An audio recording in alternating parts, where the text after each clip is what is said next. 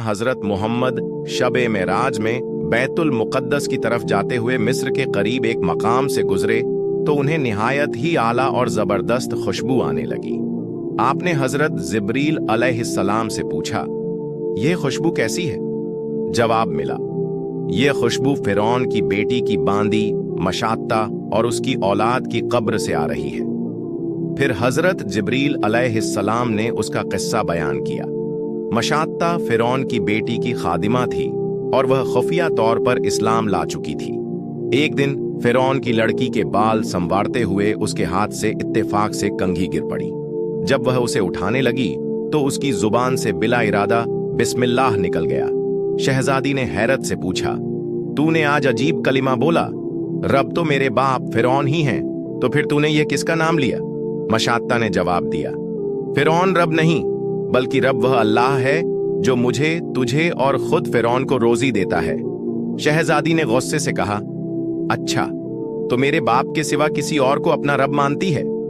मशात्ता ने बेखौफ और बेझिझक जवाब दिया, हाँ हाँ, मेरा, तेरा और तेरे बाप सबका रब अल्लाह ताला ही है।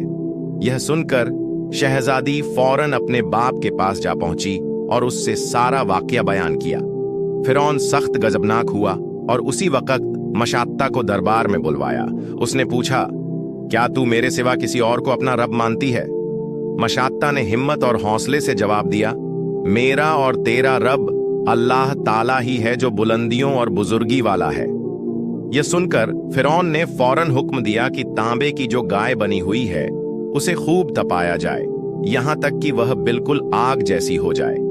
फिर उसके बच्चों को एक एक करके उसमें डाल दिया जाए और आखिर में उसे भी उसी में जला दिया जाए।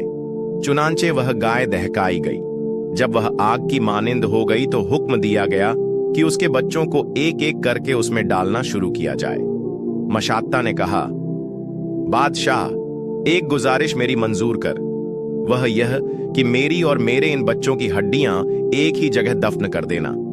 फिरौन ने कहा, अच्छा, तेरे कुछ हक्का हमारे जिम्मे हैं, इसलिए यह मंजूर है। उसकी दोनों बेटियों को उसकी आंखों के सामने दहकती हुई आग में डाल दिया गया और वे फौरन जलकर राख हो गईं। फिर सबसे छोटे बच्चे की बारी आई, जो मां की छाती से लगा दूध पी रहा था। जब फिरौन के सिपाहियों ने उसे घसीटा तो मशात्ता की आंखों तले अंधेरा छा गया।